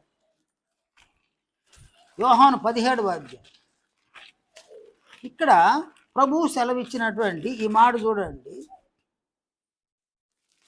2వ వచనంలో, నీ కుమారుడు నిన్ను మహిమపరచునట్లు నీ కుమారుని మహిమపరచము, నీవు నీ కుమారునికి ఇచ్చిన వారికి అందరికీ ఆయన నిత్య జీవము అనుగ్రహించినట్లు సర్వ శరీరుల మీదను ఆయనకు అధికారం ఇచ్చితివి. కాబట్టి ఇక్కడ క్రీస్తు మనకు జీవాన్ని అనుగ్రహించనై ఉన్నారన్నమాట. జీవం అనున్నది, నీవు ఈ లోకంలో ఏదైనా ఇల్లు కలిగి ఉన్నావా, ఆస్తి కలిగి ఉన్నావా, వీటన్నిటికంటే మించింది జీవం అన్నమాట. జీవముతో సాటి మరొకటి లేదు ఈ లోకంలో, మరొకటి లేదు నాయన. అంటే జీవానికి సాటి అయినది మరొకటి ఈ లోకంలో లేదు. క్రీస్తు యొక్క మహిమకు సాటి అయినది ఈ లోకంలో మరొకటి లేదన్నమాట. ఈ లోకములో ఉన్న సమస్తమును దేవుడు సృష్టించి ఈ లోకంలో మనల్ని ఉంచడానికి కారణము, ఈ లోకంలో ఉన్న కాలములో ఉన్న దినములలో క్రీస్తు యొక్క మహిమను పొందడానికి ఈ లోకంలో మనల్ని పెట్టినాడు. క్రీస్తు యొక్క మహిమను పొందడానికే లోకాన్ని దేవుడు సృష్టించినాడు, కానీ ఈ లోకంలో ఆ మహిమ కంటే మించింది మరొకటి లేదన్నమాట. అందువలన క్రీస్తు యొక్క మహిమ అత్యంత విలువైంది, జీవము అత్యంత విలువైంది. మనము ఏవేవి కలిగి ఉన్నామో వాటన్నిటికంటే అత్యంత విలువైనవి అన్నమాట అవన్నీ కూడా.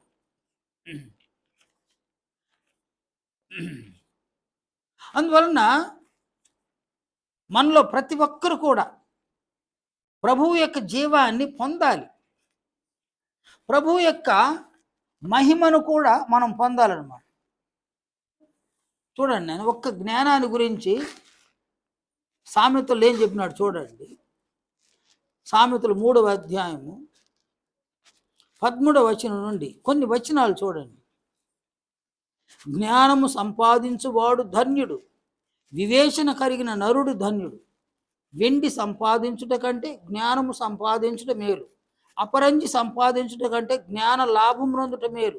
పగడముల కంటే అది ప్రియమైనది, నీ ఇష్ట వస్తువులన్నీ దానికి సమానములు కావు. దాని కుడి చేతిలో దీర్ఘాయువును, దాని ఎడమ చేతిలో ధన ఘనతలను ఉన్నవి. దాని మార్గములు రమ్య మార్గములు, దాని త్రోవలన్నీ క్షేమకరములు. దానిని అవలంబించే వారికి అది జీవ వృక్షం, దాన్ని పట్టుకొని వారందరూ ధన్యులు. అంటే జ్ఞానము, ఒక జ్ఞానము కంటే సమానమైంది ఈ లోకంలో మరేది లేదు అని అంటాడు. అలాగే ఈ జ్ఞానము ఎవరు అంటే క్రీస్తు యేసు అన్నమాట. కొరింథీ మొదటి పత్రిక 1వ అధ్యాయం 24వ వచనం. ఆయన యూదులకు ఆటంకముగాను అన్ని జనులకు వెరితరముగాను ఉన్నాడు, కానీ యూదులకేమి గ్రీసు దేశస్థులకేమి పిలువబడిన వారికే క్రీస్తు దేవుని శక్తియు దేవుని జ్ఞానమునై ఉన్నాడు. క్రీస్తు జ్ఞానమునకు మించినది ఈ లోకంలో మరొకటి లేదు. క్రీస్తుకు మహిమకుతో సమానమైనది ఈ లోకంలో లేదన్నమాట. అంటే నీవు నేను క్రీస్తు యొక్క మహిమను పొందడానికి తండ్రి అయిన దేవుడు సంఘములను పిలిచినాడు. అనగా లోకములో లేని దానిని నీవు నేను సంఘంలో పొందడానికి ఆయన పిలిచినాడు అనమాట. సంఘములో క్రీస్తు యొక్క మహిమను పొందగలము, క్రీస్తులో ఉన్న జీవాన్ని మనం పొందగలము అన్నమాట. సంఘములో ఉన్న దినాలలో క్రీస్తు మహిమను నీవు పొంది క్రీస్తులో ఉన్న జీవాన్ని పొందగలిగితే నీవు ధన్యుడవు. క్రీస్తు నందు జీవం ఉందన్నమాట, సంఘములో జీవం ఉంది. తిమోతికి రాసిన మొదటి పత్రిక 3వ అధ్యాయము 15వ వచనాలు 14-15 వచనాలు చూడండి. 15వ వచనంలో ఇలా అన్నాడు, నేను ఆలస్యం చేసిన ఎడల దేవుని మందిరములో అనగా జీవము గల దేవుని సంఘములు జనులు ఎలాగో ప్రవర్తింపవలనో అది నీకు తెలియవలనని ఈ సంగతులను నీకు వ్రాయిస్తున్నాను. కనుక ఇక్కడ జీవము గల దేవుని సంఘం అన్నమాట. సంఘములో జీవం ఉంది, సంఘములో క్రీస్తు యేసు మహిమ ఉంది. అవి ఈ లోకంలో లేవు అన్నమాట. ఈ లోకంలో అవి ఉంటే దేవుడు సంఘాన్ని ఏర్పరిచి ఉండడు. లోకంలో అవి లేవు. సంఘంలోని క్రీస్తు యొక్క మహిమను పొందగలవు, క్రీస్తులోని జీవాన్ని పొందగలవు. ఆ మహిమ, ఆ జీవము కేవలం సత్క్రియలు చేయడం వల్ల సంఘంలో పొందగలము అన్నమాట. ఈ సత్క్రియలు చేయడానికి ఆయన మనల్ని పిలిచినాడు, మనల్ని కనికరించినాడు. కనుక మనము సత్క్రియలు చేయడానికి సిద్ధపాటు కలిగి ఉండాలి. సమయోచితంగా సత్క్రియలు చేయాలి. కఠినమైతే ఆయన కఠినం అవుతాడు. నీవు కఠినమైతే ఆయన కఠినుడు అవుతాడు అన్నమాట. రోమపత్రిక 2వ అధ్యాయం, రోమపత్రిక 2వ అధ్యాయంలో ఆయన సెలవిచ్చినటువంటి మాటలు చూడండి. 5వ వచనంలో, నీ కాఠిన్యమును మార్పు పొందని నీ హృదయమును అనుసరించి ఉగ్రత దినమందు అనగా దేవుని న్యాయమైన తీర్పు బయలుపరచబడి దినమందు నీకు నీవే ఉగ్రతను సమకూర్చుకొనిచున్నావు. నీవు కఠినమైతే ఆయన ఉగ్రతకు గురి అవుతావు అన్నమాట. సంఘములు నీవు కఠినమైతే, చూడండి ఆయన, సంఘములు ఎవరైతే కఠినమవుతారో వాళ్ళు తన సంపాదన మొత్తం కూడా చెడ్డ క్రియలు చేయడానికి ఉపయోగిస్తారు. వాళ్ళు దేవుని దృష్టిలో భ్రష్టులు అవుతారు, కఠినమైనారు కాబట్టి ఆయనకి అసహ్యులు అయిపోతారు అన్నమాట.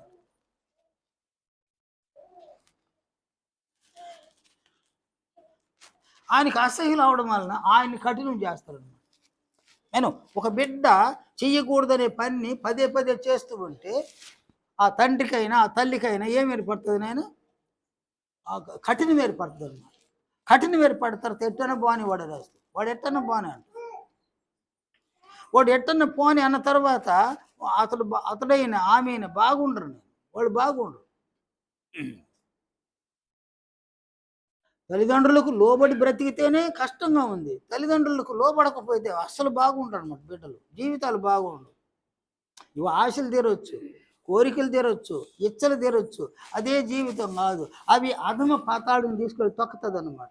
అధమ పాతాళం తీసుకెళ్ళి తొక్కితే అధమ వ్యక్తిత్వంలోనికి దిగజారిపోతాడు. అధమ వ్యక్తిత్వంలోనికి దిగజారిపోతే పూర్తిగా సాతానుడుగా మారిపోతాడు. తాను సాతానుడుగా మారే సంగతి ఆ బిడ్డకు తెలియకపోవచ్చు, కానీ అపవాదిని సాతానుడు తన పోలికలోనికి మార్చడానికి ఎంత అధమ స్థాయికైనా, ఎంత నీచ స్థాయికైనా తీసుకెళ్ళి తొక్కేస్తాడు అనమాట.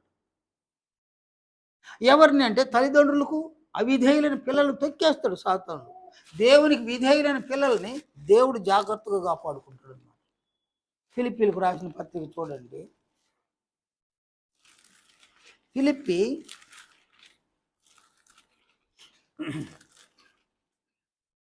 4వ అధ్యాయం.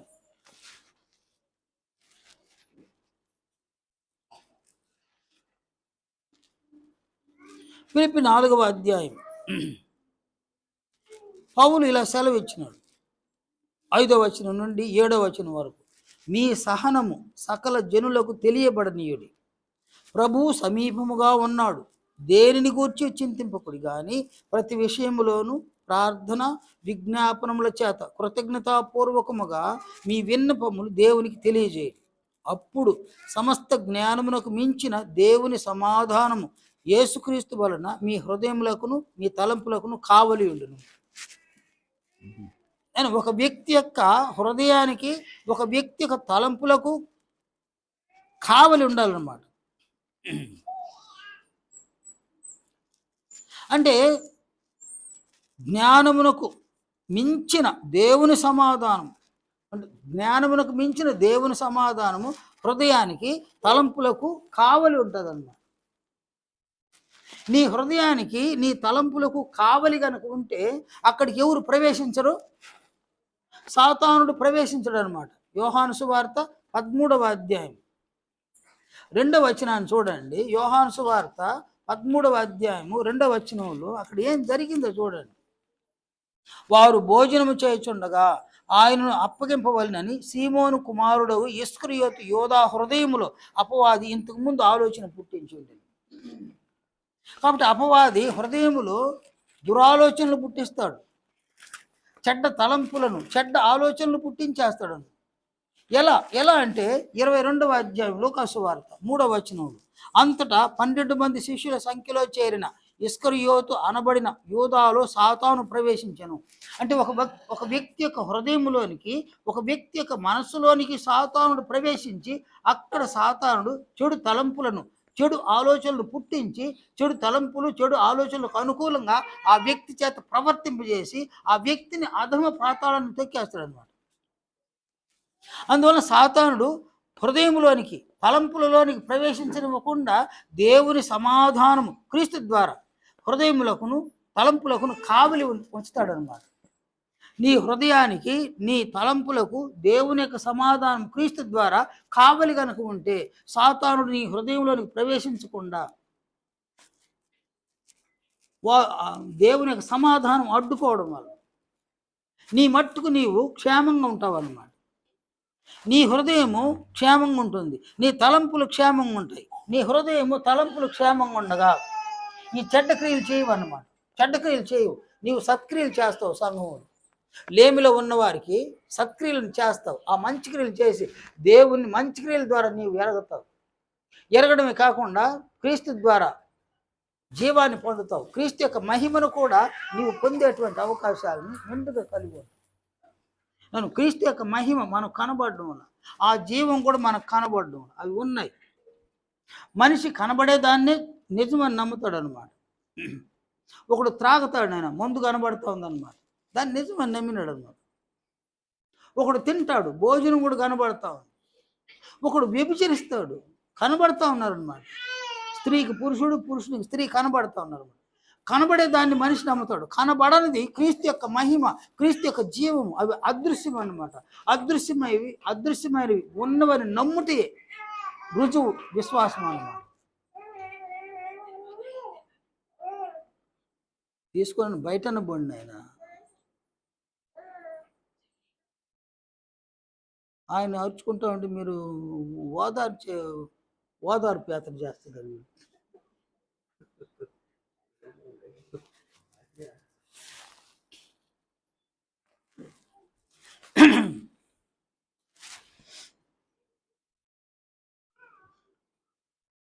కనుక సంఘములో భ్రష్టులుగా మాత్రం ఉండకండి. నేను ప్రభు అంటాడు, నేను మిమ్మల్ని ప్రేమించిన ప్రకారం మీరు ఒకరినొకడు ప్రేమింపవలెనంటే నా ఆజ్ఞ. ఆ ప్రేమించడం సత్క్రియల ద్వారా ప్రేమించడం అనమాట. సత్క్రియ చేసి ఈ మనస్సును మనం కలిగి ఉండాలి. ప్రభువు మనస్సును కలిగి ఉండాలి. నీవు సత్క్రియ చేస్తే నీవేం నష్టపోవు. నీ ప్రతి అవసరతలోనూ ఆయన ఉంటాడు. నీ ప్రతి బాధలోనూ ఆయన ఉంటాడు. నీ ప్రతి సమస్యలోనూ ఆయన ఉంటాడు. నీవు ఎలాంటి సమస్యలో ఉన్నా కూడా ఆయన ఉంటాడనమాట నీతో కూడా. ఎందుకంటే ఆయన సెలవిచ్చిన ఆ మాటలను మనం గైకొనడం వలన జగత్తు పునాది వేయబడక మునిపే ఏ సత్క్రియలను ఆయన ఏర్పరిచినాడో ఆ సత్క్రియలు మనం చేస్తూ ఉంటే ఆయనకి ప్రియమైన పిల్లలుగా మారుతాం అన్నమాట. ఆ సత్క్రియలు మనం చేస్తూ ఉంటే క్రీస్తు యేసునందు విశ్వాసం ఉన్నట్టు రుజువులను అగుపరుచుకుంటాం అన్నమాట. అలాంటి రుజువులను అగుపరుచుకుంటే మనకు ఒక అవసరం వచ్చింది. ఆ అవసరతలు వాళ్ళు వస్తారు, వాళ్ళు ఉంటారు, మనతో కూడా ఉంటారు అన్నమాట. నీవు ఒక సత్యమును నేను చెప్తున్నాను అన్నమాట. మన వారిని మనం ఎంత ప్రేమించినా ఒక అక్కర వచ్చినప్పుడు, ఒక అపాయం వచ్చినప్పుడు ఎవ్వరు ఏం చేయలేరు. మన వాళ్ళని ప్రేమించడం తప్పు కాదు. మన వాళ్ళని ఎంత ప్రేమించినా ఒక అపాయమే వచ్చింది, ఆ అపాయంలో నిన్ను కాపాడే వాళ్ళు ఎవరున్నారు? ఎవరున్నారు నాయన? ఎవ్వరు లేరండి. ఎవరు లేరు నాయన. ఎవరు ఉండను కూడా ఉండలేరు. ఎవరు ఏం చేయలేరు. ఓహో మహా అంటే ఏం చేస్తారు నాయన? ఒక 300 ml రక్తం ఇచ్చేసిపోతారనమాట, అంతే. దానికి మించి ఏం చేయలేరు. దాన్ని ఇచ్చేసి పెద్ద పోజులు అనమాట. మేము రక్తం ఇచ్చినాం, మేము కానీ రక్తం ఇగిపోతే అది చేయగలుగుతాం, ఇంకేం చేయలేము అనమాట. మనం ఇచ్చే రక్తాన్ని ఆయనకి ఎక్కిస్తారంటే వాళ్ళకి ఎక్కిస్తారనమాట. వాళ్ళకి ఎక్కించేది వాళ్ళ గ్రూప్ రక్తాన్ని పెడతారనమాట. కనుక ఇక్కడ ఆయన దయను మనం పొందితే, ఆయన కనికరాన్ని మనం పొందితే, ఒక సమస్య ఇచ్చిందా ఆయనే పరిష్కారం, ఆయనే. ఒక అపాయమే వచ్చిందా ఆదరణ కూడా ఆయనది అన్నమాట. ఆయన ఆదరిస్తాడు, ఆయన కనికరిస్తాడు, ఆయన దయ చూపిస్తాడు మన పట్ల, ఆయనకి మనం ప్రియమైన పిల్లలుగా ఉంటాం. అందువలన క్రీస్తు యొక్క మనస్సును మనం కలిగి ఉండడము సంఘములో అది చాలా మంచిది అన్నమాట. ఎందుకంటే మనం ఉన్నది క్రీస్తు శరీరంలో అవయవాలే. మనం ఆయన శరీరంలో అవయవాలు ఉండి ఆయన మనస్సుని మనం కలిగి ఉండాలి. ఆయనకు ఆస్తులు లేవు, ఆయనకి ఇల్లు కూడా లేదు. ఇల్లు ఆస్తులు లేని ఆయన అన్ని సత్క్రియలు చేస్తే మన మట్టుకు మనం ఆయన మనకిచ్చిన సామర్థ్యాన్ని బట్టి కొదువైన సత్క్రియలను మనం సంఘంలో చేయాలన్నమాట. ఇది ప్రభువు యొక్క మనస్సు. ఇలాంటి మనసును మనం కలిగి ఉంటే దేవునికి ప్రియమైన పిల్లలుగా మారు, క్రీస్తుకు నమ్మకమైన దాసురాండ్రుగా ఉంటాం, విశ్వాసులుగా ఉంటాం. అలాంటప్పుడు క్రీస్తు యొక్క మహిమను పొందుతాం, క్రీస్తులో ఉన్న జీవాన్ని మనం పొందుతాం. ఈ లోకంలో లేని దానిని మనం ఇక్కడ సాధించి పరలోక రాజ్యాన్ని తీసుకువెళ్తాం అన్నమాట. క్రీస్తు మహిమను జీవాన్ని ఇక్కడ నుంచి తీసుకొని వెళ్తాం. అందువలన సంఘంలో ఉన్న మనము దేవుడు మనకిచ్చినటువంటి అవకాశాలను ఏమాత్రము నిర్లక్ష్యం చేయకుండా క్రియలలో ఆయన్ని ఎరగడానికి ఈ సత్క్రియలను ఆయన ముందుగా సిద్ధపరిచిన సత్క్రియలందు ఆసక్తి గల ప్రజల కోసం ఆయన ప్రాణం పెట్టినాడు ప్రభు. ఆ సత్క్రియలు సంఘంలో అపోస్తలులు ప్రకటించి బోధించినటువంటి సత్క్రియలు, జీవించి బోధించిన సత్క్రియలు మనం క్రమంగా నేర్చుకునేసి ఆ సత్క్రియలను సమయోచితంగా సంఘంలో చేస్తూ ఉంటే ఆ సత్క్రియల వలన క్రీస్తు యొక్క మహిమను మనం పొందగలం, క్రీస్తులోని జీవాన్ని మనం పొందగలం. మన మట్టుకు మనము దేవుని యొక్క చిత్తాన్ని, దేవుని యొక్క సంకల్పాన్ని మనం నెరవేర్చగలం. దేవునికి ప్రియమైన పిల్లలుగా ఉంటాం.